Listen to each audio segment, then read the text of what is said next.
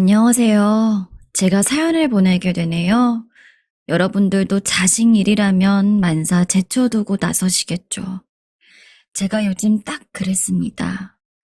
참 인생 알 수 없다곤 하지만 저에게 이런 일이 생길 줄은 꿈에도 몰랐습니다. 금이야 오기야 키운 외동딸이었습니다. 아내가 선천적으로 몸이 약해서 임신이 어려운 체질이었는데 평생 아이를 가지기 어려울 수도 있다는 절망 속에서 참으로 감사하게도 저희를 찾아와 준 어린 천사가 바로 지금의 딸입니다. 처음 아내의 임신 사실을 알았을 때 저랑 아내 둘 다 부둥켜 안고 울었던 기억이 생생합니다. 여보, 진짜 너무 고생했어. 정말로. 당신이 나를 믿고 있어준 덕분이지. 우리 아이 진짜 잘 키우자. 비록 몇 달 동안 아내의 건강이 더욱더 나빠져서 최악의 상황까지 고려한 적도 있었지만 결국 아내는 임신 기간을 꽉 채우고 딸아이를 출산했습니다. 그리고 다행스럽게도 딸아이 역시 건강상 큰 문제가 없는 상태로 건강하게 세상 밖의 빛을 볼 수 있었죠.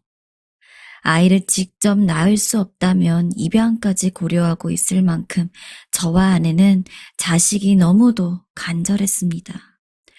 그런 상황이었는데 입양도 아닌 저와 아내의 핏줄을 타고난 아이를 어떻게 사랑하지 않을 수 있겠습니까? 먹고 싶은 거 다 먹이고 입고 싶은 것도 다 입히고 장난감은 늘 최고급만 사줬습니다. 저도 아내도 각자 집안 환경이 괜찮았으며 그걸 떠나서라도 각자 벌이가 괜찮았기 때문에 솔직히 어느 집 아이들보다도 부유하고 풍족하게 살게 해줄 수 있었다고 자부합니다. 딸아이 이름이 정미인데 정미는 자라갈수록 저희의 자랑이 되었습니다. 솔직히 힘들게 가진 아이인 만큼 공부 못해도 괜찮았어요. 정말 말 그대로 아픈 곳 없이 건강하게만 자라주었으면 했습니다. 하지만 정민은 어렸을 때부터 그 누구보다도 공부에 열심이었어요. 초등학교 시절에는 성적을 잘 받아왔다고 자랑하며 보여줘도 그저 아직 어릴 때이기에 발생하는 운이거나 귀여운 정도로만 보였습니다. 하지만 중학교, 고등학교에 들어가면서 매 성적마다 전교 상위권의 등수를 받아오는 딸아이 보면서 본인이 얼마나 노력을 하는지 잘 알겠더라고요. 그 흔한 학원 한번 보낸 적이 없습니다. 정미야, 혹시 필요하면 학원이든 과외든 우리가 보내줄 테니 말만 해라. 괜찮아요. 괜히 엄마랑 아빠한테 부담 주고 싶지 않아요. 아직은 혼자서도 잘 공부할 수 있으니까 나중에 정말 필요하면 말씀드릴게요. 한 동네에 오랫동안 살아와서 주변 주민들이랑 잘 알고 지내는 사이였는데 아내는 가끔 동네 아줌마 집에 놀러 가겠다고 나섰다가 돌아오는 날엔 아줌마들이 그렇게 정미 이야기를 하면서 자기를 부럽다고 한다고 콧대를 세우곤 했습니다. 아무튼 그만큼 소중하고 또 착한 딸이었기에 저희는 딸이 무엇을 하든 간 존중해 주려고 노력을 했습니다. 물론 부모로서의 욕심이 없던 것은 아닙니다. 하지만 결국 생각해보니 저희 욕심 내세우면서 살면 딸아이가 불행할 수도 있겠다는 생각이 들더라고요. 엄마, 아빠, 저 결혼하고 싶은 남자친구가 있어요. 어? 네가 남자친구가 있다고? 그래서 늘 조용히 공부만 하고 가끔 친구들만 만나러 다니던 딸이 대뜸 결혼을 하고 싶은 남자친구가 있다고 하기에 처음에는 굉장히 놀랐습니다. 평소 연애한다는 티를 내지도 않았고 딱히 데이트하나 싶은 생각이 들 만큼 밖에 나가는 편도 아니었습니다. 남자친구 이야기를 갑자기 하길래 이것저것 물어보니까 사귄 지가 벌써 4년이라고 하더라고요. 딸아이가 당시 25살이었는데 남자친구 되는 사람은 딸아이보다 1살이 더 많았으며 같은 학과 선배라고 했습니다. 1년 정도는 단순한 선후배 사이로 잘 알아보다가 그 1년이 지나고 나서 이상적인 호감이 생겨 사귀었다고 하는데 학교에서도 둘이 사귀는 걸 아는 사람들이 거의 없었을 정도로 비밀스럽게 연애를 했나 보더라고요. 정말 결혼하고 싶은 거면 당장 뭐 어떻게 할 거 아니더라도 엄마랑 아빠한테 소개 한번 해줘. 미리 인사하면 좋잖아. 일단 구체적으로 결혼에 대한 준비를 하는 게 아니라 하더라도 딸아이가 결혼까지 하고 싶다고 말한 이상 부모된 도리로서 딸아이 남자친구 한번 안 볼 순 없었습니다. 그래서 데려오라고 했더니 딸아이는 흔쾌히 알았다고 하면서 바로 주말에 약속을 잡더군요. 솔직히 그 주말까지 전화 안 해나 일이 손에 잡히지 않았습니다. 혹시나 딸아이에 비해서 인격적으로 굉장히 별로인 남자면 어떡하나 라는 걱정이 가장 컸던 것 같아요. 가급적이면 딸아이가 원하는 대로 다 들어주고 싶지만 정말 아니다 싶으면 저희 선에서 잘라야 했으니까요. 안녕하세요. 어머님, 아버님. 정미 남자친구입니다. 아이고, 어서 와요. 오느라 고생 많았어요. 하지만 딸아이 남자친구의 첫인상은 아주 괜찮았습니다. 아주 많은 대화를 나눈 것은 아니지만 한마디 한마디가 똑 부러진다는 느낌이 강했으며 일단 딸아이와 같은 대학교인 만큼 학벌도 나쁘지 않았죠. 그래, 졸업은 했고? 아니요, 군대를 다녀와서 아직 졸업은 하지 못했습니다. 그러면 졸업하고는 어디로 취직을 할 예정인가? 공무원 준비를 하려고 합니다. 아직 졸업 전이긴 하지만 지금부터 미리 공부를 해둬야 빨리 합격할 수 있을 것 같아서 다음 달부터 본격적으로 시험 대비를 하려고 생각 중이에요. 전체적으로 나쁘지 않아 보였지만 한 가지 흠이 있었습니다. 바로 딸아이 남자친구는 홀어머니 밑에서 자라서 그렇게 여유롭게 살아오지 못했더라고요. 물론 가난한 것이 잘못은 아닙니다. 하지만 편견이라면 편견일지 몰라도 보통 금전적으로 많이 부족한 상황에서 살아오다 보면 잘 살아온 사람과 이야기할 때 경제관념에서 차이가 있을 수도 있고 여러 가지 부정적인 예상들이 조금 들더라고요. 하지만 자식 이기는 부모 없다고 하잖아요. 남자친구 곁에서 내내 그 얼굴만을 바라보고 있는 딸아이를 보자니 금전적으로 부족한 건 저희 집이 채우면 되겠다는 식으로 생각을 하게 되었습니다. 우리 정미 남자친구는 나중에 정미랑 결혼할 생각도 있는지 궁금하네. 당연히 있습니다, 아버님. 정미랑 처음 사귀었을 때부터 저는 정미랑 나중에 꼭 결혼까지 하고 싶다고 생각했어요. 아버님 입장에서는 단순히 젊은이의 치기 어린 이야기로 생각하실 수도 있다는 거 잘 압니다. 하지만 저 정말 정미에게 진심이에요.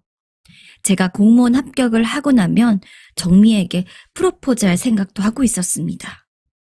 무릎을 꿇고 저희한테 저렇게까지 이야기를 하는데 솔직히 더 반대할 거리도 없었습니다. 그리고 그저 감이지만 저렇게 말을 하는 그 눈빛도 어쩐지 진심이 가득해 보였어요. 그래서 저는 아내와 함께 그때부터 딸아이의 결혼을 제대로 준비하는 게 낫겠다는 판단을 했습니다. 아예 딸아이 남자친구를 예비 사이처럼 생각하기로 한 거죠. 그 무엇보다도 딸아이의 행복을 바랬기 때문입니다. 그래서 한 달에 300만 원씩 딸아이 남자친구에게 지원을 해주었습니다.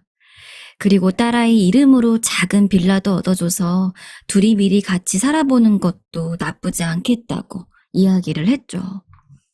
막상 나중에 결혼을 하고 나면 생각보다 서로 맞지 않아서 후회를 할 수도 있다. 그러니까 결혼하기 전에 미리 동거한다는 개념으로 생각하면서 함께 살아보는 것도 좋을 것 같아. 유독 우리나라에서만 안 좋게 보는 시선들이 있지만 외국에서는 많이들 그렇게 한단다. 너희들은 어떻게 생각하니? 너무 좋아요. 엄마, 아빠, 저희 꼭 잘 살아서 나중에 결혼까지 할게요. 저도 마찬가지입니다. 감사합니다, 어머니, 아버님. 당시 이 이야기를 주변 사람들한테 했었는데 다들 미쳤냐고 난리도 아니었습니다.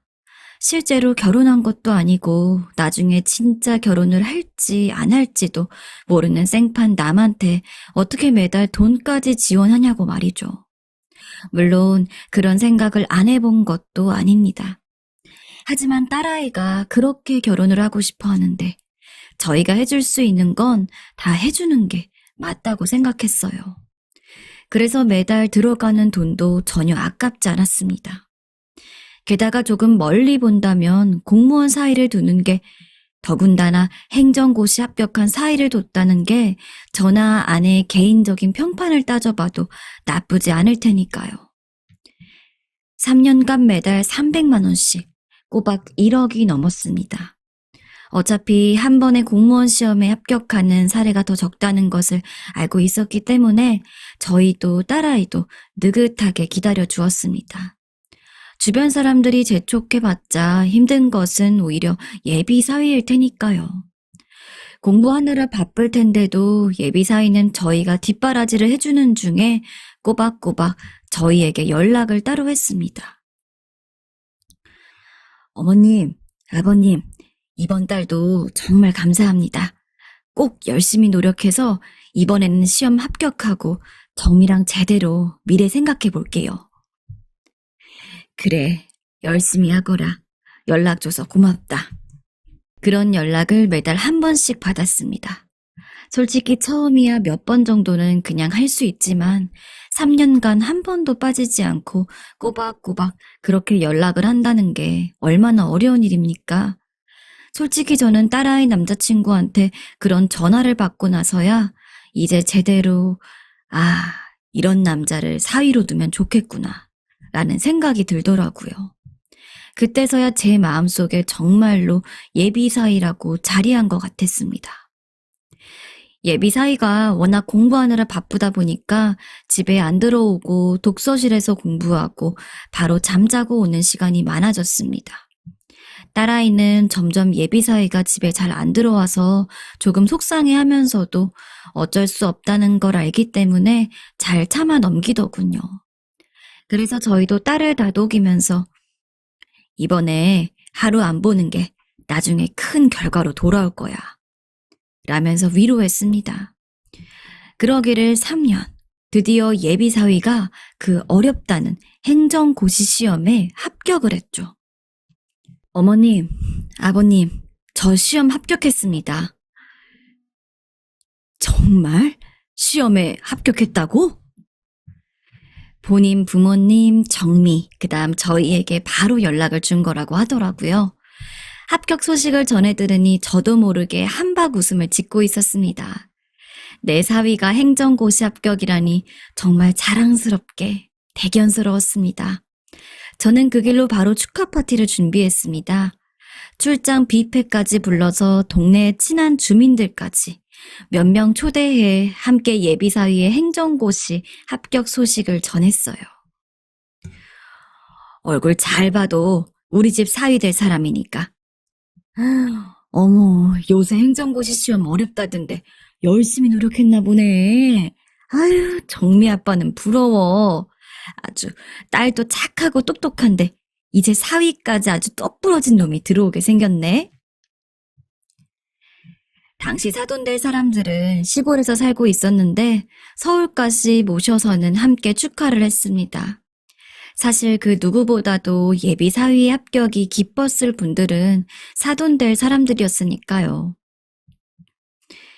정미 어머님, 아버님, 매번 이야기했지만 진짜 정말로 감사드립니다. 두 분이 나서서 저희 아들을 도와주지 않았다면 아마 합격이 더 늦어졌을 수도 있을 거예요. 귀한 사위 될 사람인데 저희가 당연히 알아서 도와줘야죠. 그날 정말 축배를 잔뜩 들고 밤늦게까지 예비사위의 공무원 합격 이야기로 대화를 나누다가 잠이 들었습니다. 예비 사돈 어른들은 다음날 다시 사는 곳으로 돌아가고 저희 가족과 예비 사위는 앞으로 어떻게 해나갈지에 대해서 진지하게 이야기를 나누었죠. 일단 제가 공무원에 합격한 것은 맞지만 당장 발령이 되는 게 아니기 때문에 결혼은 적어도 발령을 받고 나서 진행하는 게 좋을 것 같아요. 만약에 결혼 준비를 하는 중에 발령이 나면 이래저래 신경도 많이 써야 될 것 같고. 그래, 우리도 그게 나은 것 같다. 그러면 그 이야기는 정미랑 둘이 한번 잘 이야기 나눠보고 나중에 너 발령 받고 나면 그때 본격적으로 결혼 이야기를 해보자. 그러고서 몇 개월간 둘은 평소같이 잘 만났습니다. 딸아이는 한창 시험 준비 때문에 자주 못 만났던 것에 대한 한이라도 풀듯이 매일같이 예비 사이와 데이트를 즐기러 나갔고 저희는 편한 마음으로 하루빨리 예비 사이가 공무원으로 정식 발령이 나서 제대로 결혼 준비를 할 수 있기를 바라고 있었어요. 당연한 이야기지만 결혼 자체에 대한 의심은 한치도 하지 않았습니다. 그런데 어느 날부터인가 딸아이가 너무 이상하게 굴더라고요.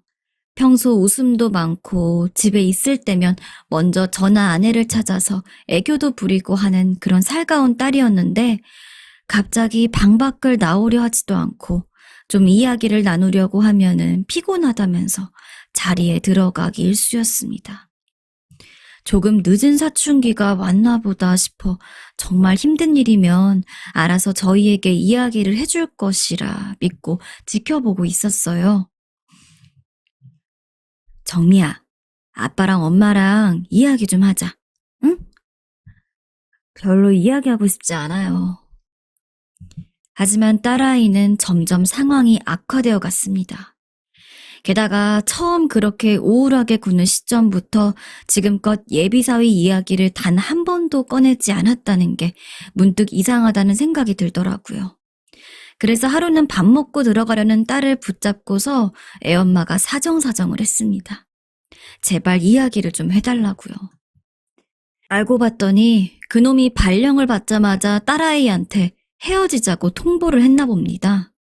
딸아이는 계속해서 전화도 걸고 그놈이 발령받았다는 센터에도 찾아와 봤지만 마음을 돌릴 수 없었고요. 저희 입장에서 얼마나 어이가 없겠습니까? 애초에 당연히 결혼을 전제로 하였기에 그렇게 오랜 시간 동안 뒷바라지를 해주던 거였고 그놈도 합격을 하고 난 뒤에 분명히 발령을 받으면 제대로 결혼에 대한 이야기를 해보겠다고 자기 입으로 말을 한 상황이었습니다. 딸아이한테 이야기를 전해 듣자마자 바로 차를 몰고서 그놈이 일한다는 곳에 찾아가 봤는데 저도 문전박대 당하고 만나주지도 않았습니다. 이봐요, 예비사돈 어른, 해도 너무한 거 아닙니까? 아니 분명히 결혼까지 하기로 다 이야기가 끝난 상황에서 이렇게 갑작스럽게 헤어지자고 하는 게 어디 있어요? 그놈이 전화도 안 받고 얼굴 한번 보려고 하지 않으니 제 입장에서는 예비사돈 될 사람한테 전화를 하는 수밖에 없었습니다. 정말 수십 번을 넘게 걸어서 간신히 통화가 되었고 저는 다다다 쏘아붙였죠. 애가 결혼하기 싫다는데 그러면 사랑하지도 않는 걸 억지로 결혼합니까? 도와주신 거는 잘하는데 그거는 좀 아니죠. 뭐라고요? 지금 그게 말이 됩니까? 뒷목이 당겼습니다. 저희 부부한테 거의 절까지 할 기세로 고맙다고 했던 사람이 자기 아들 공무원 되자마자 입 싹 씻고서 이런 식으로 뻔뻔하게 나온다는 게 믿기지가 않기도 했어요. 애초에 당신 아들 공무원 된 거 우리 정미랑 만나고 있었기 때문입니다. 정미 남자친구가 아니었으면 그리고 결혼까지 하기로 약속한 게 아니었으면 저희가 미쳤다고 생판 남한테 매달 300만 원씩 꼬박꼬박 입금하면서 지원했겠습니까? 애초에 그걸 전제 조건으로 이루어졌던 지원인데 지금 이렇게 나서는 게 말이 된다고 생각합니까? 나는 모르겠고 일단 우리 아들이랑 정미랑 헤어진 건 맞으니까 더 이상 찾아오거나 연락하지 않았으면 좋겠습니다. 그동안 지원해준 돈이 아까운 거라면 계좌번호 문자로 보내세요. 내가 빚을 내서라도 붙여줄 테니까. 그럼 됐죠? 아유, 정말 아주 정말 돈돈거리네 진짜. 돈이 적은 돈이 아니었던 것도 있지만 사실 이 문제에 돈이 뭐가 중요하겠습니까? 제 딸이 28살입니다. 20대 초반부터 만난 남자친구랑 거의 30살이 다 되어가는 날까지 사귄 겁니다. 만약에 그 과정에서 딸아이가 그놈이랑 결혼에 대한 이야기를 나누지 않았고 그놈 역시 결혼에 대해서 진지하게 생각하고 있다는 둥, 발령나면 결혼까지 할 거라는 둥, 이야기만 하지 않았어도 제 딸은 그놈보다 훨씬 더 좋은 남자 만나서 어쩌면 지금 진짜 결혼을 준비하고 있었을 수도 있는 겁니다. 그 아까운 시간을 그런 되먹지도 않은 놈한테 쏟았다는 게 너무 한이 맺혔고 그런 놈을 좋게 보고서 돈을 지원해준 저 자신도 참 한심스러웠습니다. 게다가 아무리 생각해도 그렇게 갑자기 연을 끄는 게 뭔가 이상해서 찾아보니 그놈이 회계사 일을 하는 어떤 부잣집 딸이랑 결혼을 한다고 하더라고요. 딱 봐도 견적이 나왔습니다. 제 딸한테 빌붙어서 저희 돈으로 자기 신분 상승하고 그 목적을 이루자마자 더 나은 조건의 여자랑 결혼을 하는 거였겠죠. 자식 가진 부모라면 제 심정이 얼마나 절망스러운지 잘 아실 겁니다. 딸아이는 하루하루 메말라가고 있는데 그놈은 분명 반질반질한 얼굴로 새로운 여자랑 알콩달콩 결혼 준비를 하고 있겠죠. 진짜 참을 수가 없어서 장문의 문자를 보냈습니다. 네가 진짜 사람이냐? 이런 식으로 나와선 안 된다. 어떻게 그 긴 시간 동안 뒷바라지 해준 정미, 그리고 우리는 생각지도 않고 딱 발령이 나자마자 다른 여자를 만날 수가 있냐. 그거는 솔직히 처음부터 우리 정미랑 결혼할 생각 안 하고 언제든지 뒤통수 칠 마음 가지고서 그렇게 알랑방구 끼었다는 것밖에 안 된다. 네, 너네 잘 사나 지켜볼 거다. 근데 확실히 하나 이야기하자면 그딴 식으로 살아서는 절대 인간답게 못 살 거다. 그랬더니 그놈 답변이 가관이었습니다. 이제 와서 말씀드리는 거지만 솔직히 저랑 정미 예전부터 맞지 않는 부분이 많았습니다. 두 분이 도와주셨던 걸 잊은 건 아닙니다. 지금도 충분히 마음속으로 감사하다고 생각하고 있고 제가 시험에 합격할 수 있었던 이유도 두 분 덕분이라는 거 잘 알고 있습니다. 하지만 어찌됐든 제가 노력하지 않았으면 두 분이 아무리 지원을 해줘도 합격 못했을 겁니다. 정식으로 공무원이 된 저랑 아직 마땅한 직장을 잡지 못한 정미 사이에는 급이라는 것이 생겨버렸습니다. 저도 당연히 좀 더 나은 상황에 있는 여자를 만나는 게 맞는 거 아닌가요? 아무튼 다시는 연락하지 않았으면 좋겠어요. 그 답변을 보고 쓰러지기 전까지 갔습니다. 아내도 그놈이 보낸 문자에 알아누웠고 딸은 점점 상태가 안 좋아져서 정신과에 다니며 우울증 약까지 처방받는 지경에 이르렀습니다.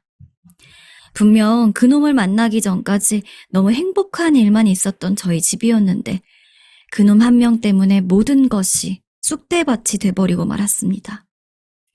그러던 어느 날 일이 일어나고야 말았습니다. 그날따라 딸아이가 몸이 아프다며 침대에서 일어나지 못하고 계속 방에만 있더라고요. 근데 이틀 동안 꼬박 누워 지내니 걱정이 되어 들어갔는데 침대 구석에 숨겨진 약병을 보고야 그제야 알았습니다. 딸아이가 수면제를 먹고 나쁜 선택을 했다는 것을요. 저희 부부는 그 길로 구급차를 불렀고 온갖 신을 부르며 딸이 일어나기만을 바라였습니다. 여보, 이 쓰레기 같은 놈한테 우리 정미 어떡하면 좋아요? 내 당장 이놈을, 이 당장 죽여도 시원찮을로. 정말 죽을 맛이었습니다. 정미의 친구에게 들어보니 그놈은 정미에게도 장문의 문자를 보냈는데 아주 못된 말을 썼다 하더라고요. 네 엄마 아빠가 나한테 이러는 게 괘씸하다. 네가 나서서 말려라. 구질구질하게 자기를 붙잡지 말아라 하는 내용의 말을요. 제 딸은 그 문자를 받고는 친구 앞에서 통곡을 했다고요. 얼마나 상처를 받았겠습니까? 그래도 한때 사랑하던 사람인데. 딸은 다행히 치료를 받고 무사히 돌아올 수 있었지만 그 후 제 마음속엔 도끼가 생겼습니다. 그놈은 다시 연락하지 않았으면 좋겠다고 했지만 저는 절대로 이대로 넘어갈 생각 없었습니다. 불쌍한 제 딸을 생각해서라도 이놈이 진정으로 심판을 받을 때까지 제가 할 수 있는 모든 것을 다 하려고 했죠. 그래서 일부러 화가 나는 것도 꾹꾹 참고 이놈이 결혼을 할 때까지 기다리고 기다렸습니다. 그리고 신혼여행을 다녀왔다는 소식을 듣고 나서 센터에 인터넷 민원을 썼습니다. 정확히는 정식 절차를 밟은 민원은 아니었고 자유롭게 쓸 수 있는 게시판에 그놈 이름 석자를 올리면서 실태를 고발한다는 식으로 글을 썼죠. IP 차단도 정말 수십 번을 당했습니다. 그래서 IP를 옮기는 프로그램까지 써가면서 작업을 했고 어떤 때는 이 나이 먹고 PC방까지 가서 글을 썼어요. 하지만 그렇게라도 하지 않으면 화가 나서 참을 수가 없었습니다. 누가 관리하는지는 몰라도 글이 바로바로 지워졌는데 그래도 물량으로 승부를 하면은 어느 정도는 하루 이틀 남는 글들도 있더라고요. 물론 거기서 멈추지 않았습니다. 수소문에서 그놈이랑 결혼한 여자의 아버지 되는, 즉 그놈 장인어른의 연락처를 알아냈습니다. 결혼이 파토가 나든 파토가 나지 않든 적어도 그놈이 그냥 멀쩡한 놈이 아니라는 건 꼭 알리고 싶었어요. 갑자기 전화를 드려서 죄송합니다. 저는 그쪽 사위 예비 장인어른이었던 사람입니다. 대개 따님이 최근 그놈이랑 결혼을 했다고 들었는데 꼭 알려드리고 싶은 사실이 있어서 예의가 아님에도 불구하고 이렇게 전화드렸습니다. 전화를 하면서 제 딸이 그놈이랑 어떻게 만났는지 그리고 결혼할 것처럼 약속해놓고 3년 동안 1억 넘게 지원받고 나서 공무원 붙자마자 다짜고짜 헤어지자고 한 것 등등 모든 이야기를 다 꺼냈습니다. 그리고 혹시나 믿지 않을까봐 딸아이와 그놈이 3년간 동거했다는 증거까지도 전부 사진으로 보냈습니다. 똑같이 딸아이를 가진 아빠로서 적어도 사위가 그런 놈이라는 거는 아셔야 할 것 같아서 연락드린 겁니다. 전혀 몰랐던 사실입니다. 연락하시기까지 많이 고민하셨을 텐데 전화 주셔서 정말로 감사드립니다. 결혼식을 올리긴 했는데 사정상 아직 혼인신고를 안 한 상황이거든요. 딸아이랑 진지하게 이야기를 해봐야겠습니다. 다행스럽게도 그쪽에서는 오히려 제가 전화를 준 것에 감사하더라고요. 게다가 혼인신고까지 안 했다니 천만 다행이었죠. 안 그랬으면 그 집 딸도 아무것도 모르는 상황에서 그놈이 좋은 사람인 줄 알고 평생 콕베이는 거였을 테니까요. 나중에 그쪽에서 연락이 와 들어보니까 결국에 혼인신고 안 하고 헤어지기로 했답니다. 게다가 그 이후에도 저는 지속적으로 게시판에 글을 올리면서 민원 아닌 민원을 넣었는데 그 때문인지 그놈이 공무원 품위 위반으로 경징계를 받았다더군요. 진짜 알터니가 다 빠진 기분이었습니다. 그놈도 자기 결혼 파토나고 징계까지 받은 게 저 때문인 걸 알았는지 어느 날은 또 집에 찾아오더라고요. 그러면서 무릎을 꿇고는 제발 글 좀 쓰지 말아주세요. 정말 죽겠습니다. 대체 언제까지 이러실 겁니까? 제가 어디까지 떨어져야 만족하시겠어요. 제발요. 하며 난리를 치는데 비록 제 딸 힘들어하는 거 생각하면 죽을 때까지 쫓아다니면서 절대 성공하지 못하도록 해도 모자랐으나 계속 이놈이랑 얼매여 있는 것도 안 좋을 것 같아 그냥 냅다 뺨을 한 대 때리고 마무리 지었습니다. 다신 우리 애 앞에도 우리 집 앞에도 얼씬거리지 말게. 머리카락이라도 보였다간 자네 인생 더 떨어질 구석도 없을 정도로 철저히 망가뜨려 줄 거니까. 알겠나? 알겠습니다. 알겠습니다. 제가 잘못했습니다. 그리고 그렇게 그놈은 힘없는 발걸음으로 돌아갔어요. 지금은 딸이 조금씩 예전의 모습을 되찾고 있는 것 같아서 저도 마음을 놓고 있어요. 물론 아직은 많이 힘들어하는 기색이 보이는데 얼른 이 아픔을 달래줄 만한 좋은 남자가 생긴다든지 아니면 다른 것을 계기로 딸이 그간의 고통을 극복할 수 있는 계기가 생겼으면 좋겠습니다. 빨리 원래대로 저희 부부의 사랑스럽고 살가운 딸로 돌아오기를 바라고 있어요.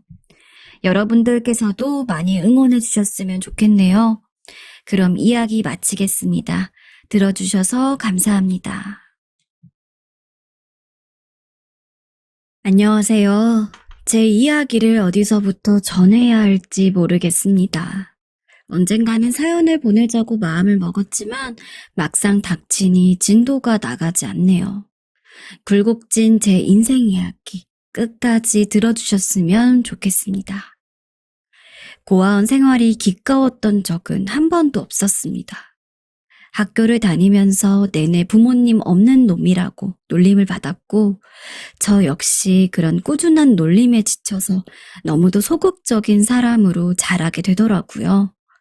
남들은 다 부모님 사랑받으면서 따뜻한 집에서 따뜻한 음식 먹고 그렇게 살고 있는데 저는 늘 냉골 같은 고아원에서 피 하나 섞이지 않은 나와 똑같은 처지의 아이들과 수십 명씩 뒤엉켜 살아야 한다는 것이 너무 힘들었습니다. 하지만 그것도 점점 시간이 지나니까 익숙해지더라고요. 또래 아이들이 놀리는 것도 이제는 한 귀로 듣고 한 귀로 흘릴 수 있는 지경이 되었습니다. 그러나 가끔 가다가 아이들을 데리러 찾아오는 부모님들이 있었는데 신난 얼굴로 깡총깡총 뛰면서 몇 안 되는 짐을 챙기고 자기 부모님 품에 안기는 애들을 보면 그건 꾸준히 부럽더라고요. 저는 평생 아무도 찾아오지 않을 거라고 생각했으니까요. 네가 민수니? 그러나 저에게도 가족이 찾아왔습니다. 저의 친할머니라고 했죠. 솔직히 처음에는 친할머니라고 해도 얼떨떨했습니다. 살면서 얼굴 한번 본 적이 없었고 잘 모르기는 했지만 친할머니는 저와 그다지 닮지 않았었거든요. 이름만 친할머니지 생판 남과 같았습니다. 하지만 그럼에도 한편으로는 정말 이 사람이 제 친할머니이기를 바랬던 것 같아요. 비록 부모님이 아닐지언정 어쨌든 친할머니가 저를 찾아왔다는 것 자체가 제가 이 세상에서 버려진 아이가 아니라는 걸 증명하는 것 같았거든요. 물론 바로 마음을 열진 않았습니다. 하지만 할머니는 몇 날 며칠을 저를 찾아서 고아원에 오셨죠. 별로 많은 이야기를 한 것도 아닙니다. 고아원에서는 뭐하고 지내는지, 학교는 어떻게 다니는지 굉장히 일상적인 이야기들을 했죠. 그리고 그 과정에서 친할머니는 저에게 부모님에 대한 이야기도 해주셨어요. 너희 부모님은 네가 어렸을 때 교통사고로 돌아가셨어. 절망스러웠지만 한편으로는 말만 부모님이지 한 번도 본 적이 없기 때문에 꼭 남의 일을 듣는 것 같기도 했습니다. 그리고 돌아가셨다는데 뭘 어떻게 할 수 있겠어요. 돌아가신 부모님보다는 당장 저를 찾기 위해 이곳에 있는 친할머니가 더 중요했습니다. 그리고 저희가 만난 지 딱 일주일이 되던 날, 친할머니는 저에게 말했습니다. 할머니랑 같이 가서 살래? 네, 좋아요. 가고 싶어요. 늘 아이들이 자기 가족 품에 안겨서 떠나는 걸 부럽게만 바라봤는데 이제는 제가 그 부러움의 주인공이 될 수 있다니 아마 그 당시 인생에서 가장 행복함을 느꼈던 순간일 겁니다. 고아원 원장님에게 인사를 드리고 그리 친하지는 않았지만 오래도록 함께 살아왔기에 이제는 익숙해진 가족 같은 고아원 아이들에게 손인사를 한 뒤 친할머니의 손을 잡고 고아원 문을 떠났습니다. 당시 제 나이가 14살이었죠. 중학교에 입학해서 공부를 한 지 얼마 안 됐기 때문에 아직 반 아이들은 제가 고아원에 있다는 것을 모르던 상황이었는데 내심 친할머니랑 같이 가게 되면서 이제 더 이상 고아원에 산다는 문제로 따돌림을 받을 일은 없겠다는 것에 안심을 했던 것 같습니다. 그렇게 친할머니네 집에 가고 일주일 정도는 행복했습니다. 하지만 딱 일주일이 지나고 나서 저는 친할머니와의 생활에 환멸을 느꼈어요. 전부 제가 어리고 성숙하지 못했기 때문입니다. 당시 친할머니는 아주 작은 단칸방에 살고 있었어요. 저 역시 할머니와 함께 그 집에서 살아야 했죠. 좋은 환경은 절대 아니었습니다. 오히려 고아원 생활이 더 낫다는 생각이 들 정도로 집이 좋지 않은 편에 속했어요.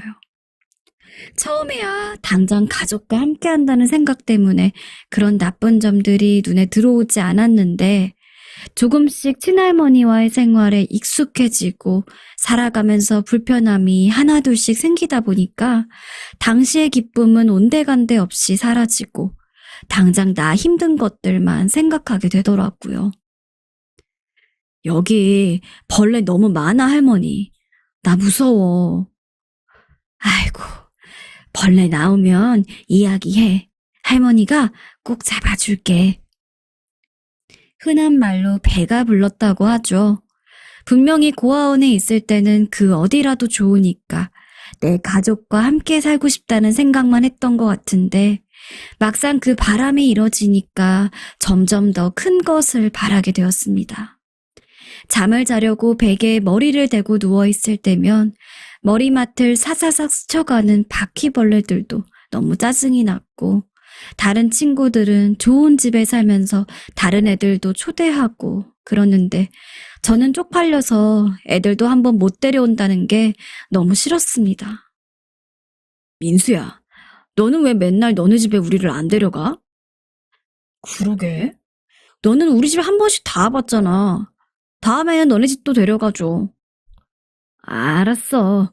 다음에 데려가 줄게. 아휴, 너는 왜 맨날 다음이냐? 친구들이 이렇게 말할 때마다 거짓말로 부모님이 너무 엄하셔서 친구들을 데려오기가 힘들다고 했는데 그런 것조차 거짓으로 이야기를 하면서 저의 처량함을 필사적으로 숨겨야 한다는 게 너무 슬프고 화가 났습니다.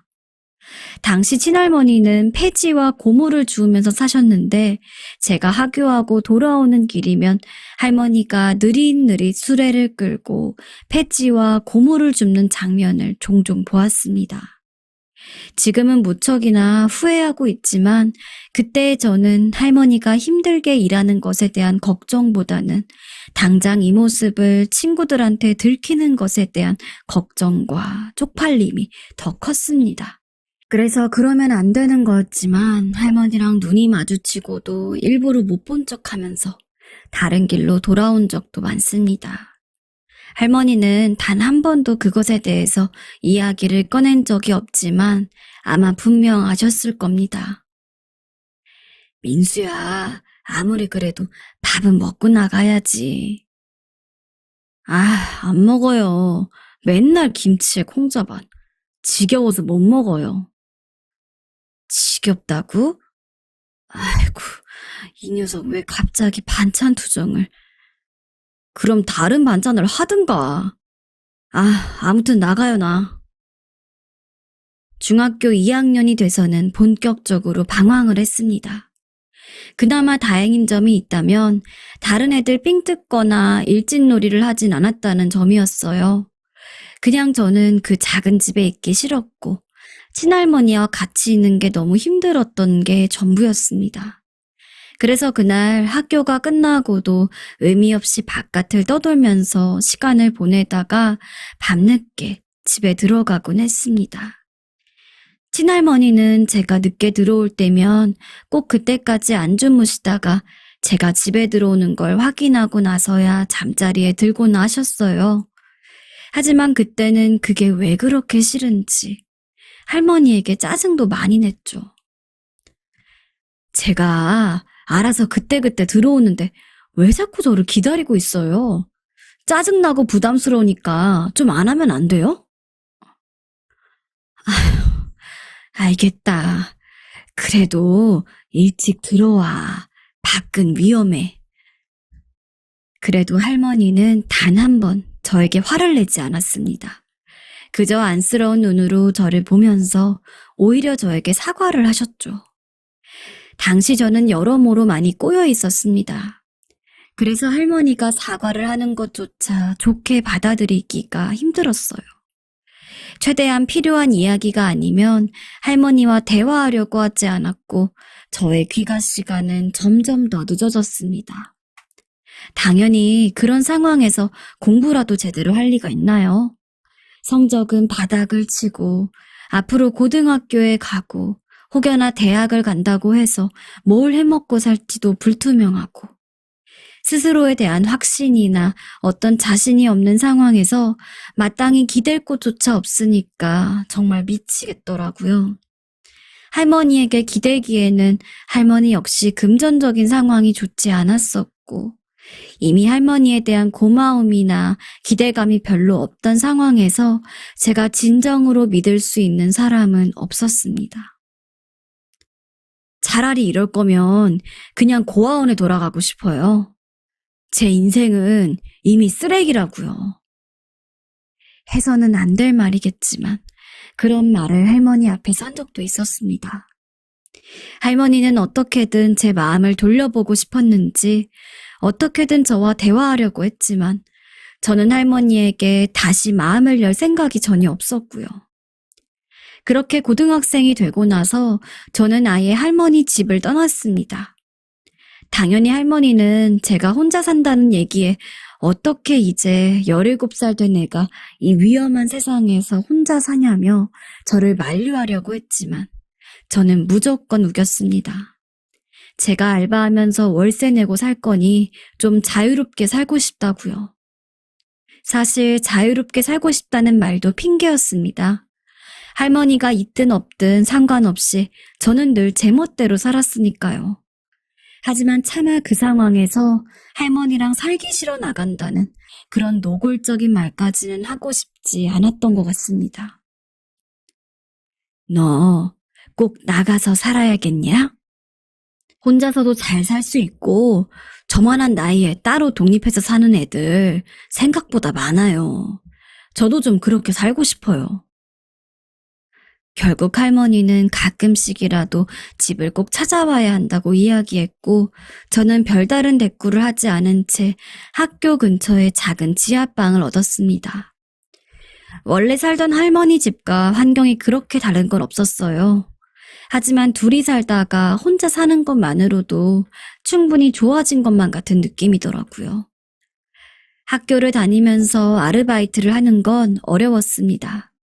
하지만 애초부터 공부에는 손을 놓은 상태였기에 좋은 성적을 받아야 할 필요도 없었고 기본적으로 정해져 있는 시간만 학교에서 보내다 오면 그 뒤부터는 쭉 아르바이트를 할 수 있었기 때문에 생각보다 돈을 모으기는 어렵지 않았던 것 같아요. 하지만 가끔 할머니가 먼저 연락을 와서는 민수야, 끼니는 잘 챙기고 있니? 돈 부족하면 언제든지 할머니네 집에 와. 용돈 줄 테니까. 라고 이야기를 하고는 하셨는데 그때마다 겸사겸사 할머니네 집에 들러서 부수적인 용돈을 타가기도 했습니다. 그래도 저의 방황은 고등학교 시절로 끝을 냈습니다. 성인이 되고 나니까 이제 그래도 자연스럽게 정신을 차리게 된 건지 뭔지 제가 그동안 할머니에게 너무 철없이 굴었다는 깨달음이 느껴지더라고요. 하지만 뒤늦게라도 할머니에게 사과를 하고 용서를 빌 용기가 없었습니다. 그래서 그냥 그동안은 조금 대충대충 살아왔다면 어른이 되고 나서는 일도 좀 더 열심히 하고 제 개인적인 발전을 위해서 많은 시간을 쓰고 비록 별거 아닌 척 연락하긴 하지만 전보다는 조금 더 할머니에게 전화를 걸고 하지만 사람이 그동안 자기가 살아온 모습을 아주 버릴 수는 없나 봅니다. 분명 마음은 할머니에게 조금 더 살갑게 대하고 싶고 그런데 막상 할머니가 먼저 연락을 하면 여전히 저는 무뚝뚝한 손자였죠. 민수야, 잘 지내니? 네, 무슨 일이세요? 무슨 일은 할머니 그냥 너 잘 지내나 걱정돼서 전화했지. 별일 없으니까 그런 생각 안 하셔도 돼요. 그래, 알았다. 밥 잘 먹고 차 조심하고. 네, 할머니도요. 바빠서 끊을게요. 할머니 집에 찾아가는 것도 오히려 전보다 더 줄었습니다. 그래도 학생 때는 용돈을 받는다는 핑계로 종종 가고는 했는데 성인이 되고 나서는 벌이도 훨씬 더 좋아지다 보니 굳이 그 나이를 먹고 할머니네 집에 용돈 받으러 갈 필요는 없으니까요. 그렇게 할머니와는 상투적인 전화 연락만 하고 지낸 게 7년이었습니다. 27살이 될 때까지 저는 간헐적으로 할머니와 연락을 하는 것을 빼면 단 한 번도 할머니의 얼굴을 보지 않았어요. 매 순간 전화를 할 때마다 점점 예전과는 다르게 쇠약해진 목소리가 마음에 걸리긴 했지만 이제 와서 지금까지 행동을 모두 뒤로 하고 원래 살가웠던 손자처럼 구는 게 저에게는 어쩜 그렇게 어려웠는지. 그러던 어느 날은 할머니께서 민수야, 집에 좀 올 수 있겠니? 내가 할 이야기가 있어서 라고 말하시더라고요. 왜요? 할머니 무슨 얘기요? 응, 그냥 꼭 해야 할 얘기가 있다. 요즘 저 바쁜데 나중에 하면 안 될까요? 그땐 그 얘기가 얼마나 중요한 이야기가 될지 상상도 못했습니다. 알았다면 저는 반드시 할머니를 찾아가 얼굴을 보며 얘기를 들었을 겁니다.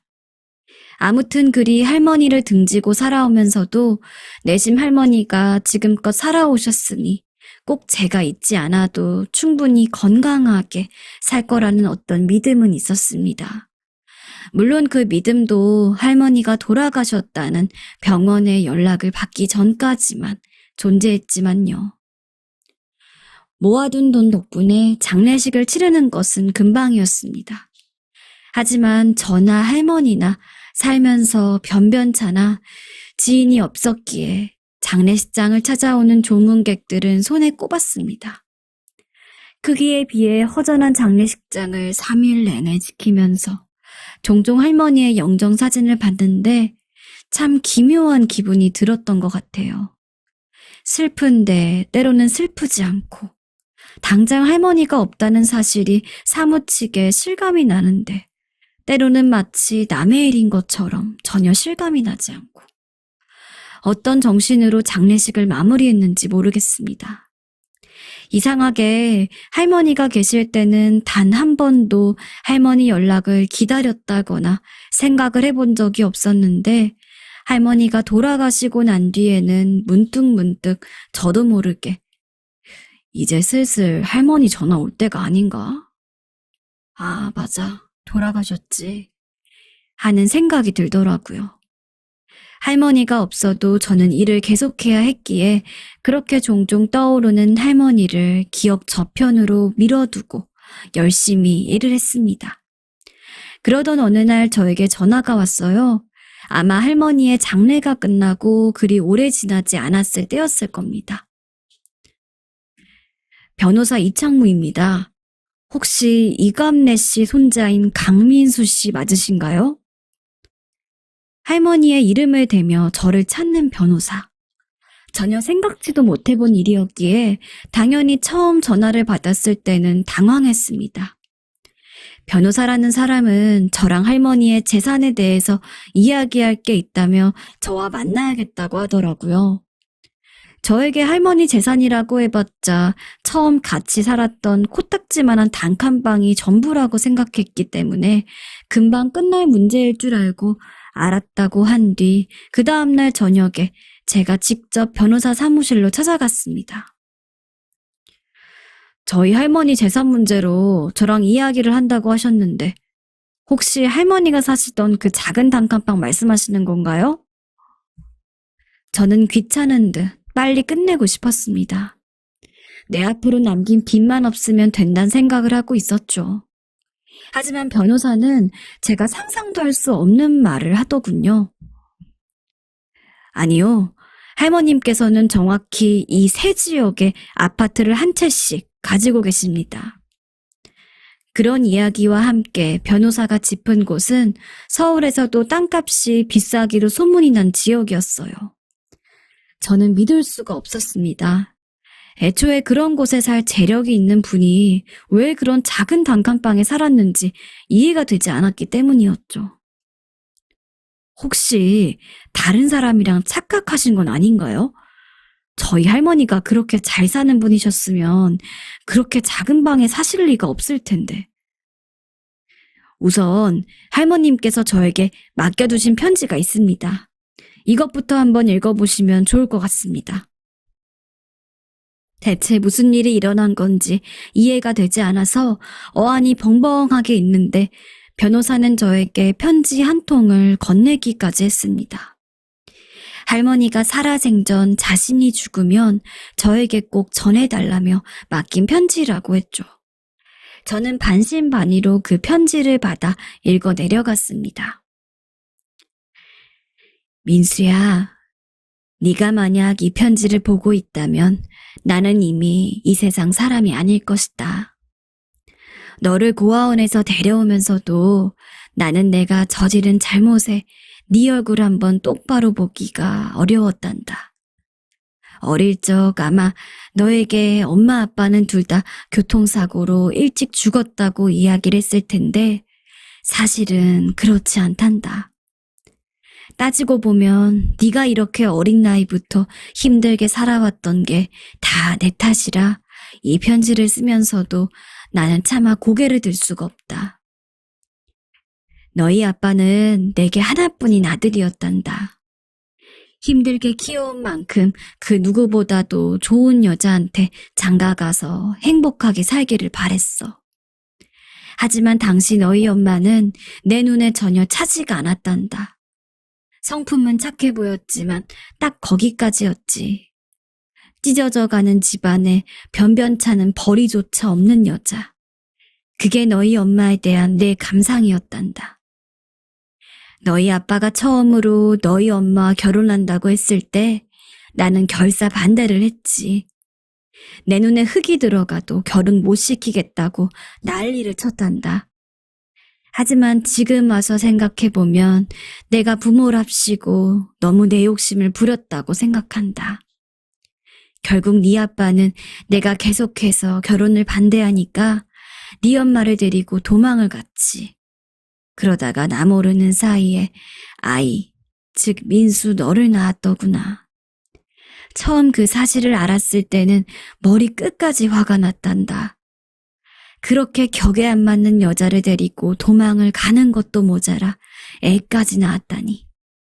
이런 말 하긴 그렇지만 당시에는 너를 내 손자라고 생각도 하지 않았단다. 그렇기에 네 아빠를 우리 집으로 데려오면서 네 엄마와 억지로 헤어지게 했지. 네 아빠는 사랑하는 여자와 자신을 헤어지게 한 나를 원망했단다. 하지만 나는 그때까지도 다 괜찮았어. 지금 당장은 헤어짐에 대한 아픔이 있겠지만 시간이 지나고 나면 나의 행동에 고마움을 느낄 거라고 생각했지.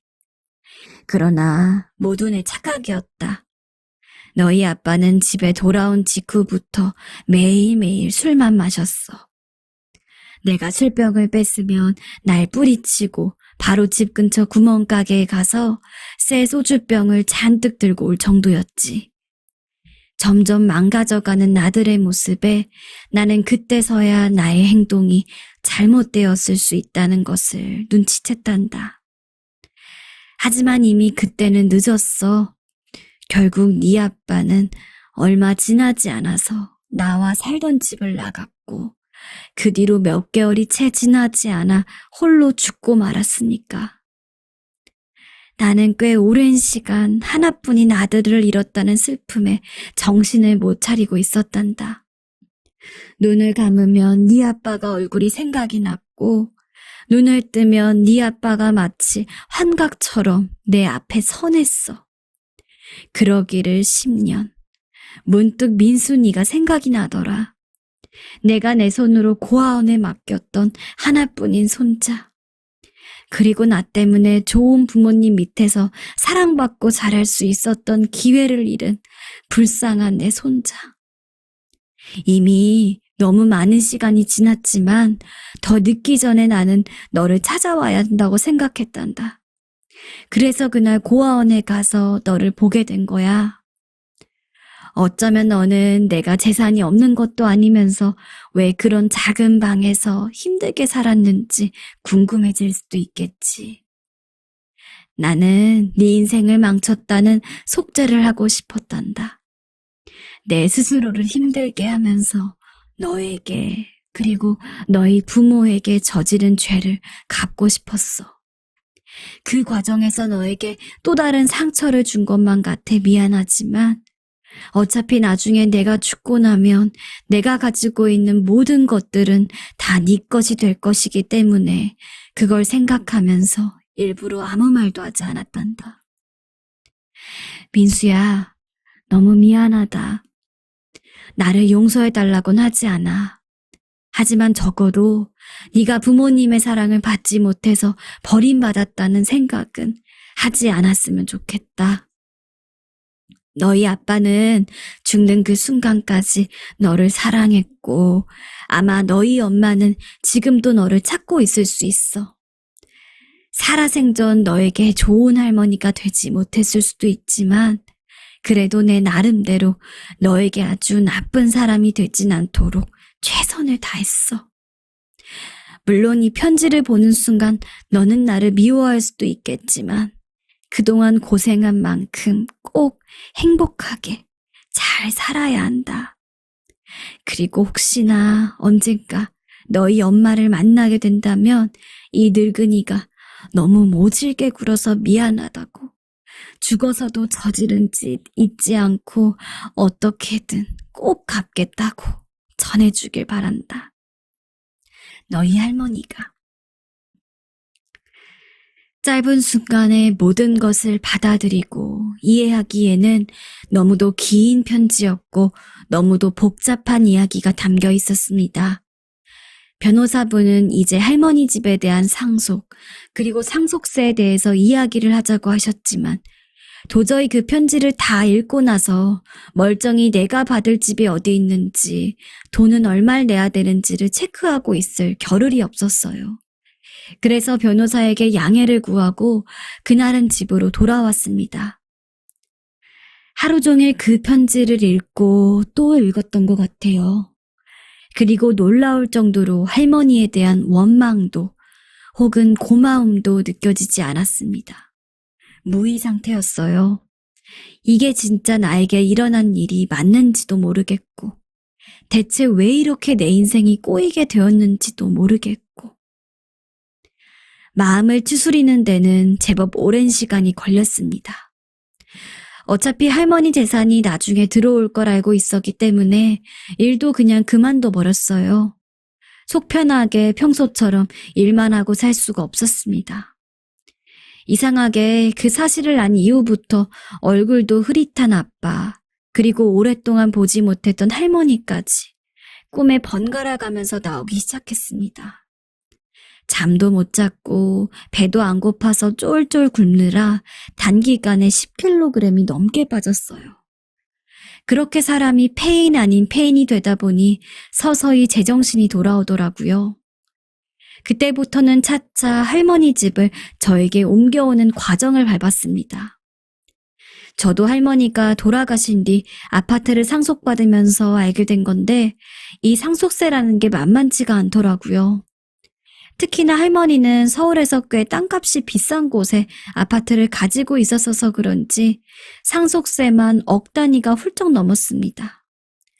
저도 전적으로 변호사 도움을 받은 거라 자세히는 모르는데 아마 저 혼자 이것저것 알아보고 했으면 그 과정에서 헷갈리는 것도 많았을 것 같아요. 그 다음 할머니가 가지고 있던 아파트 세 채 중에 두 채는 그냥 처분하고 현금으로 가지고 있고 나머지 한 채에서 혼자 살았습니다. 솔직한 심정으로 할머니가 저를 고아원에서 데려다 키워주신 것은 고맙지만 결국 이 모든 일들이 할머니가 엄마 아빠를 방해하지 않았다면 일어나지 않았을 일이기에 고마운 마음보다는 원망하는 마음이 더 컸어요. 허나 시간이 지나니 적어도 할머니가 나름대로 후회하고 노력했다는 것에 대해서는 이해를 하고 인정을 하게 되었습니다. 할머니께서 주신 사랑, 그 사랑만큼은 진심이었으니까요. 그게 어린 시절 저를 행복하게 했고요.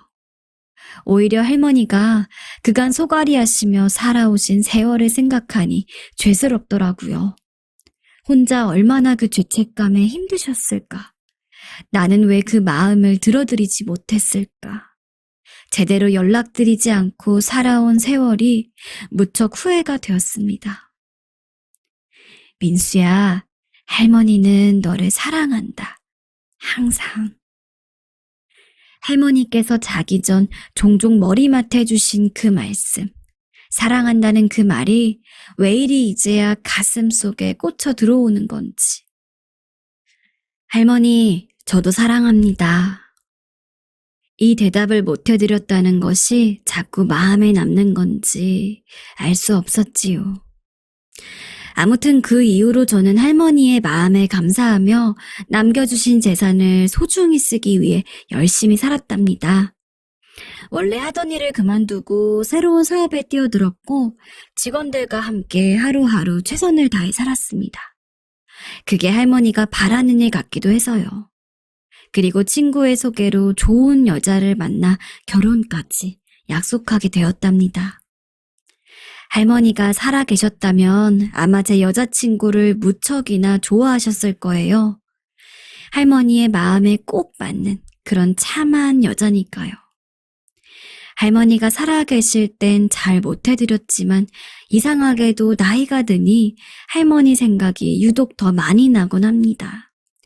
잘해드렸던 것도 못해드렸던 것도 말이에요. 제가 철이 든 걸까요?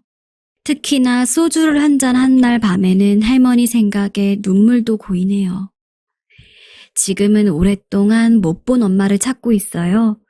지금 상황에서 유일한 소원이 있다면 절 낳아준 엄마를 찾아서 함께 사는 것입니다. 아직은 아무런 소식도 들려오고 있지 않지만 이렇게 제 할 일 열심히 하면서 시간을 보내다 보면 분명 좋은 결과가 있지 않을까요? 부디 그러기를 바랍니다. 여러분들도 부디 그런 결과가 오길 빌어주세요. 그럼 모두 안녕히 계세요.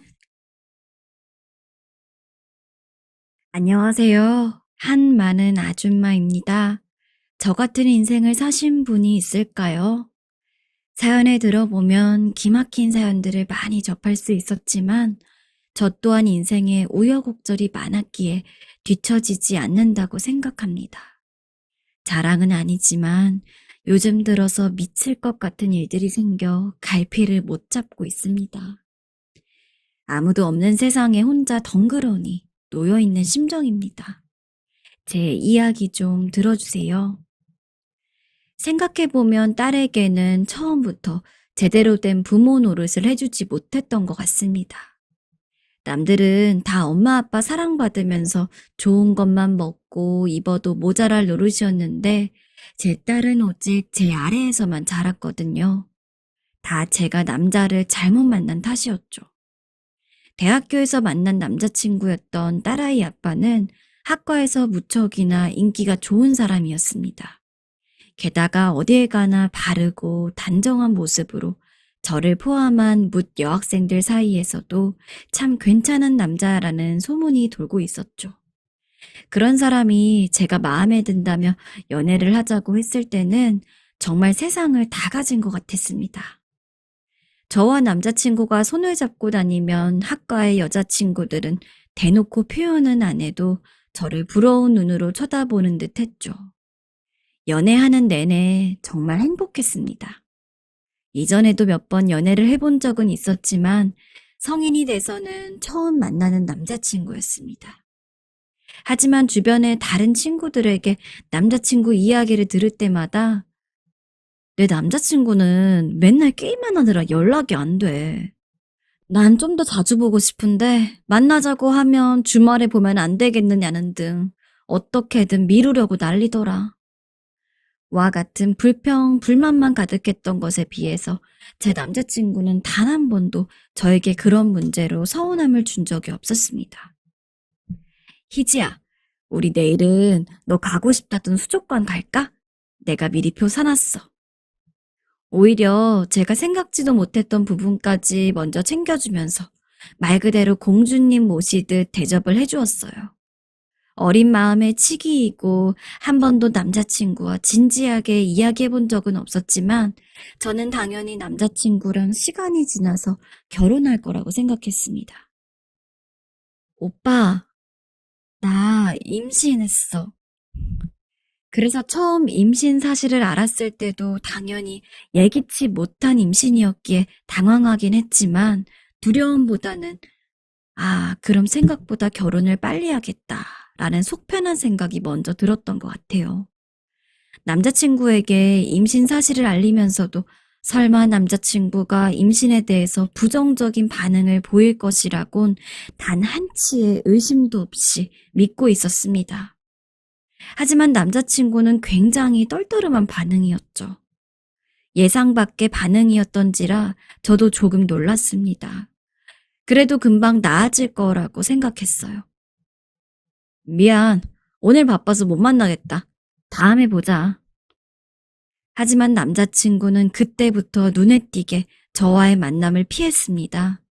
저는 어떻게든 남자친구와 연락을 하고 만나기 위해 노력했지만 공부해야 한다, 친구랑 약속이 있다, 부모님이 아프다 등등 남자친구는 각양각색의 변명을 꺼내 저와 만나려 들질 않았습니다. 그전과는 너무 다른 태도였죠.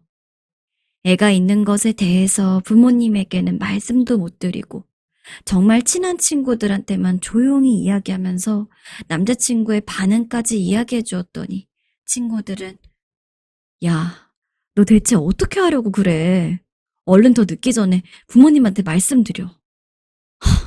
근데 네 남자친구라는 그놈은 진짜 못됐네. 딱 봐도 발 안 잡히려고 너랑 멀어지려는 거 아니야? 라며 여러 가지 조언을 해주었습니다. 부모님에게 이야기를 해야 한다는 것에는 저도 동의했지만 미련하게도 남자친구를 욕하던 친구한테는 아니야, 오빠도 당황스러워서 그런 걸 거야. 금방 연락 올걸? 이라며 남자친구의 편을 들었어요. 그러나 남자친구는 저의 임신 사실을 안 지 약 한 달째 돌연 대학교를 그만두었습니다. 그뿐만 아니라 연락처까지 전부 바꾸어 버렸어요. 그때 정말 하늘이 노래지는 줄 알았습니다. 아무리 전화를 걸어도 연락을 안 받고 같은 동기한테 물어봐도 남자친구는 하늘로 사라진 건지 땅으로 꺼진 건지 아무도 어딨는지 모른다고 하더군요. 남자친구는 당시 제 집을 알고 있었지만 저는 남자친구의 집을 몰랐기에 찾아갈 수도 없었습니다. 공부고 뭐고 손에 잡히지도 않고 억지로 대학에 가서 강의를 들어도 계속 심장이 두근두근 거리면서 배 한편이 알싸하게 아픈 느낌이 들었습니다. 아마 기분 탓이었을 거예요. 하지만 당시 저는 너무 어렸고 그렇게 믿고 사랑하던 남자친구에게 배신당했다는 충격과 제 피를 타고난 아이가 있다는 것 때문에 제대로 정신을 차릴 수가 없었습니다. 엄마, 아빠, 저 꼭 드릴 말씀이 있어요. 그러다 보니 더는 미룰 수가 없다는 생각이 들어 2달이 되기 좀 전에 부모님에게 말씀드렸습니다. 그날 집이 정말 무너지는 줄 알았어요. 부모님은 무조건 애를 지우라면서 너 그 애 낳으면 넌 더 이상 우리 딸 아니다. 라며 독한 말도 하셨죠. 그리고 그 남자친구 집을 찾아가서 행패 아닌 행패를 부리셨어요. 지금에 와서는 부모님의 행동이 이해가 가지만 그때 당시에는 아버지의 모습이 너무 쪽팔려 그만하라고 계속 말렸던 것만 생각이 나네요. 남자친구 부모님도 수술비와 위로금은 조금 챙겨줄 테니 아이를 지우자고 했습니다. 하지만 저는 그럴 수 없었습니다. 저 역시 아이를 지울 생각도 하긴 했어요. 왜 안 해봤겠어요? 하지만 그때까지도 남자친구를 원망하고 미워하는 한편 너무 사랑하는 마음도 있었고 이미 멀쩡히 제 뱃속에서 살아 숨쉬는 아이를 저 편하자고 죽이는 게 더 무서웠습니다. 그리고 이상하게 그런 극한의 상황에 달하다 보니까 한편으로는 어떻게든 되지 않을까라는 생각이 들기도 하고 애초에 임신이 제 일이 아닌 것처럼 느껴지기도 하고 그랬습니다. 당시 저는 정상이 아니었을 겁니다. 저는 친구 집, 이 집, 저 집을 옮겨 다니면서 부모님의 눈을 피했습니다. 어차피 아이를 낳게 되면 부모님도 어찌할 수 없을 거라는 생각이 있었거든요. 그런데 그 생각은 제 착각이었어요. 만삭의 배로 집에 다시 들어가자 엄마는 알아누우셨고 아버지는 저를 내쫓았습니다. 다시는 집에 찾아오지 마라. 우리는 이제 딸 없다고 생각할 테니. 아빠, 제발요. 나가라고! 아빠 말 안 들리는 게냐? 당장 나가. 내쫓기 전에! 그리고 저는 또다시 만삭의 몸을 이끌고 친구 집으로 갈 수밖에 없었습니다. 그리고 며칠 뒤 엄마가 친구 편으로 작은 원룸 얻을 돈과 생활비 조금을 보내주셨더라고요. 그때부터 저는 뱃속의 아이와 홀로 원룸에서 살아갔죠. 대학은 당연히 자퇴했습니다. 매달 원룸 월세 생활비까지 벌려면 공부를 할 수가 없었고 그게 아니더라도 앞으로 계속 배가 불러올 텐데 다른 평범한 학생들처럼 마음 편히 학교만 다닐 순 없었습니다. 그나마 엄마가 아버지 몰래 주신 생활비를 가지고 버틸 수 있었습니다. 하지만 당장 금전적인 문제로 심하게 허덕이질 않다 보니 다른 게 저를 괴롭히더라고요. 바로 고독이었습니다. 엄마가 해주던 김치찌개도 그립고 가끔 주말에 아빠 손잡고 공원에 가던 날들도 그립고 비록 저를 버리고 도망갔지만 너무 행복한 연애를 하게 만들어줬던 남자친구가 그리웠습니다. 밤에 울기도 정말 많이 울었어요. 원래도 외로움을 많이 타는 성격이긴 했지만 정말 이 땅 아래 이제 더 이상 내 편이 없구나 라는 감정을 실감하다 보니까 숨이 턱 막히는 것 같고 그나마 그때 제가 버티었던 건 친한 친구 한 명 때문이었습니다. 제가 처음 남자친구와의 임신 사실을 이야기했을 때 남자친구 욕을 했던 그 친구였어요. 친구도 자기 공부하느라 바쁘고 그래서 저랑 자주 만나진 못했지만 그래도 간간히 연락을 주던 유일한 친구였습니다. 희지야, 너 애 낳으면 꼭 나한테 연락해야 된다? 응, 알겠어. 고마워. 우스운 이야기지만 출산을 위한 진통을 겪을 때도 문득 그 친구가 생각이 났을 정도였죠. 제가 가장 약하고 힘들 때 저에게 관심을 보여준 친구여서 그랬던 것 같아요. 아무튼 고난의 시간을 견디며 10개월을 딱 채우고 저는 딸을 품에 안을 수 있었습니다. 애를 낳고 나니까 뭔가 허무하기도 하고 허탈하기도 하고 묘하기도 하고 참 이상한 기분이었어요. 몸조리를 대충 하고 나서 친구에게 전화를 걸자 친구는 나도 육아는 잘 모르지만 너 언제든지 하소연하고 싶은 거 있고 그러면 우리 집 와. 나 혼자 사니까 편하게 놀러 와도 괜찮아. 라며 제게 너무도 큰 호의를 베풀었습니다. 솔직히 애를 낳을 거라고 결심했고 실제로 낳긴 했지만 당시 제 나이가 22살이었어요. 애엄마가 되기에는 준비도 안 되어 있었는데 친구가 그런 저에게 유일한 숨쉴 구멍이 되어 주었습니다. 미정아, 나 놀러 왔어. 우리 딸도 데리고. 어머, 얘가 네 딸이야? 너 닮아서 그런지 너무 귀엽다. 친구도 자기 시간을 가지고 싶을 때니 자주 가진 않았습니다. 처음 애를 낳고 소개해주기 위해 한 번 가고 그 이후부터는 한 달에 많아야 3번 정도 친구네 집에 갔어요. 하지만 친구 덕분에 기댈 곳이 생긴 건 좋았지만 그 외적으로 현실적인 문제가 저를 너무 힘들게 했습니다. 아직 갓난애긴 딸을 두고 일할 수가 없었던 거죠. 모아둔 돈은 점점 떨어져만 가고 욕심 아닌 욕심이지만 저야 라면만 끓여 먹고 산다고 치더라도 딸아이만큼은 맛있는 거 먹이고 예쁜 옷 입히고 싶었는데 맛있는 음식이랑 예쁜 옷은커녕 당장 끼니를 때울 밥을 살 돈조차 없어 가고 있었던 거죠. 그때 마침 제 상황을 누구보다 잘 알던 친구가 쉽게 돈 벌 수 있는 방법을 알려주더라고요. 내가 잘 아는 오빠가 있는데 그 오빠 차에만 타면 돼. 정말 친구의 말처럼 친구 아는 오빠의 차만 타면 돈을 벌 수가 있었습니다. 바로 보험 사기였죠. 일부러 신호 위반하는 차량이나 음주운전하는 차량을 상대로 고의로 사고를 냈어요. 잠시 변명을 하자면 나이도 너무 어렸었고 살려면 뭐든지 했어야 했거든요. 한마디로 세상 물정을 몰랐던 거죠. 그렇게 몇 번 죄의식 없이 보험 사기를 치다 보니 꼬리가 밟히게 되었습니다. 결국 저는 그 일로 교도소도 다녀왔습니다. 철장 안에 갇힌 신세가 되다 보니 그제서야 제 인생이 나락으로 떨어졌다는 걸 몸소 느낄 수 있었습니다. 제가 왜 그런 나쁜 짓을 했는지 뒤늦게 후회가 밀려왔습니다. 무엇보다 교도소는 너무 무서운 사람들이 많았어요. 저는 적응도 못하고 매번 괴롭힘을 당하면서 한쪽 구석에서 자곤 했습니다.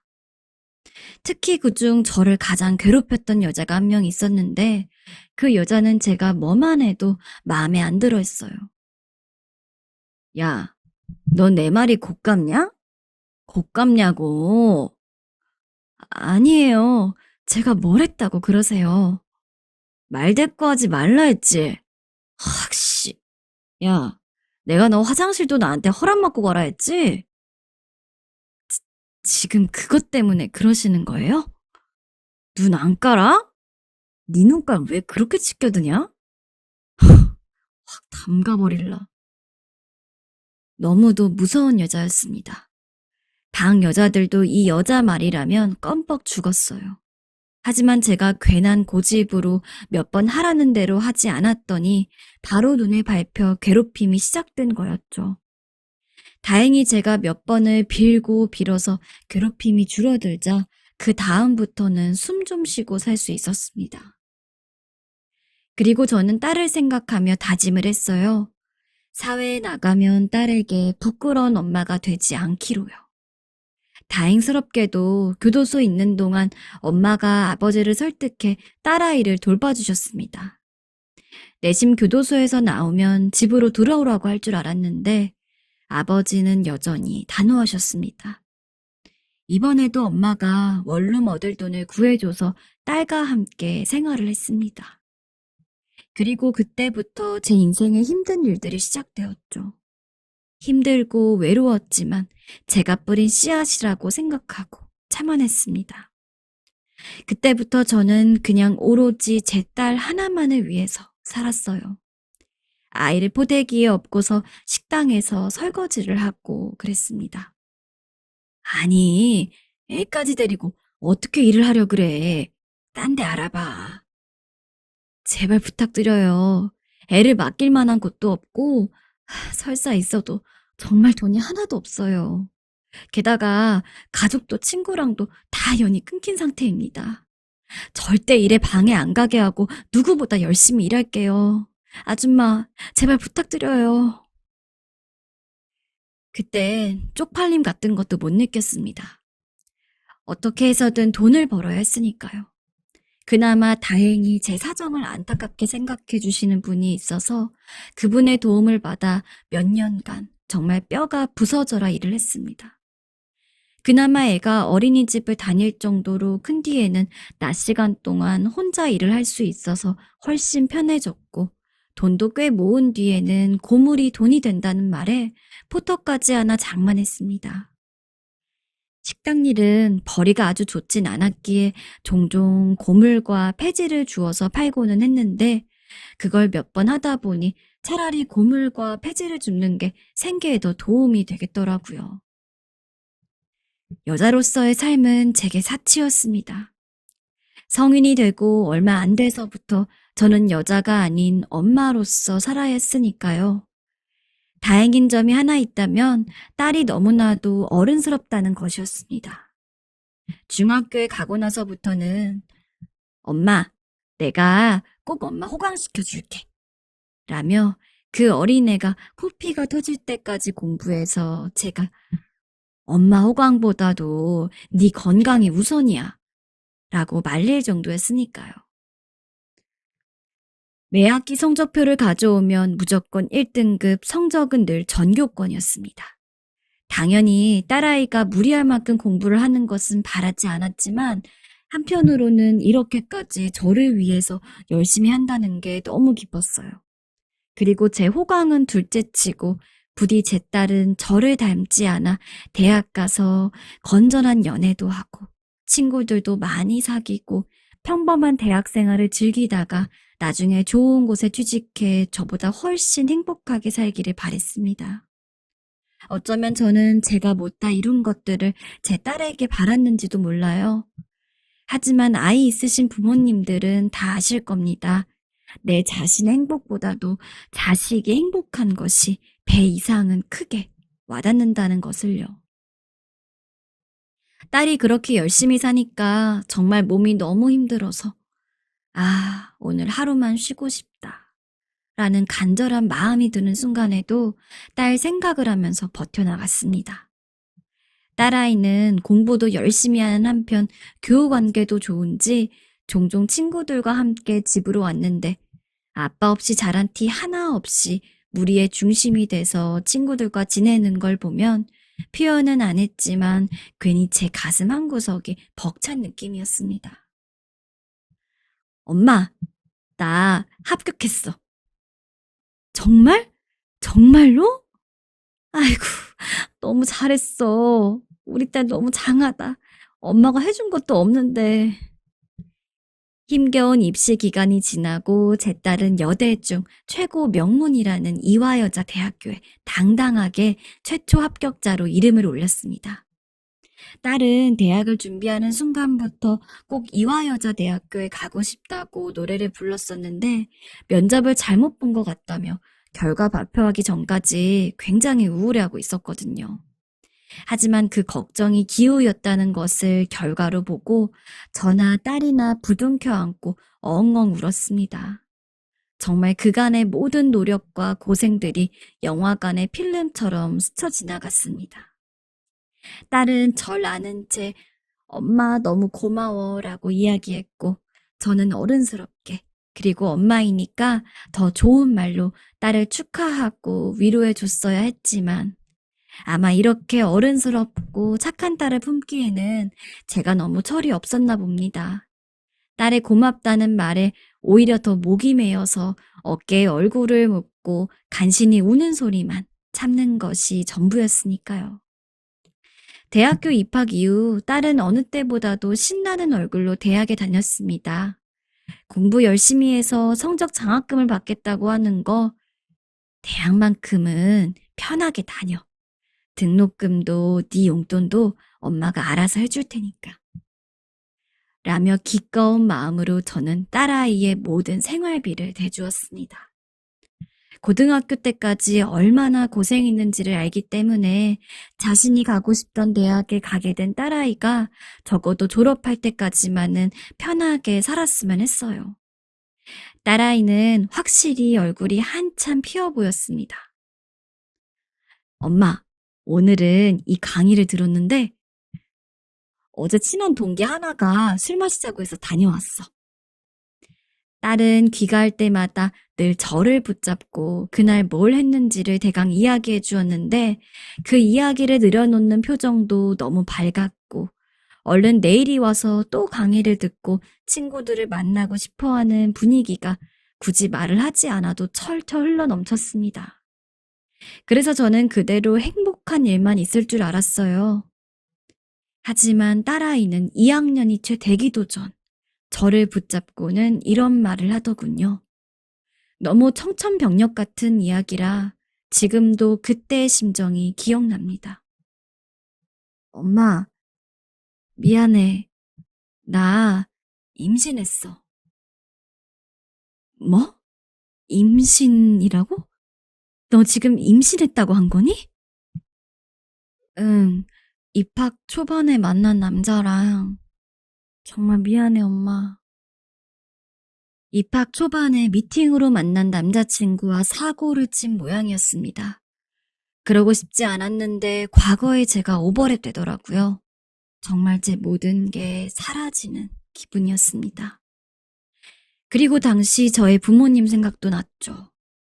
딸아이를 낳은 것에 일절 후회는 없지만 적어도 부모님 입장에서 애를 낳겠다던 제가 얼마나 속이 터지고 슬펐을지를 마음 깊이 체감할 수 있었습니다. 그래서 딸에게 이야기했어요. 예전에 제 부모님이 저한테 그랬던 것처럼 저도 똑같이 딸에게 말할 수밖에 없었습니다. 저와 같은 인생을 딸까지 살게 할 순 없었거든요. 절대 안 돼. 무조건 아이 지워야 한다. 너 엄마가 얼마나 힘들게 살아왔는지 네가 알잖아. 절대 허락할 수 없어. 내 눈에 흙이 들어가도 안 돼. 그러나 확실히 부모 자식은 닮더라고요. 딸아이는 절대 애를 못 지운다면서 가출까지 감행하며 저에게 반대했습니다. 그리고 어느 날은 잔뜩 취해 전화를 와선 울며 그러더군요. 엄마, 미안해. 근데 나는 죄 없는 애까지 지우고 싶지 않아. 엄마 마음 이해 못하는 거 아닌데 어쨌든 그래. 뭐?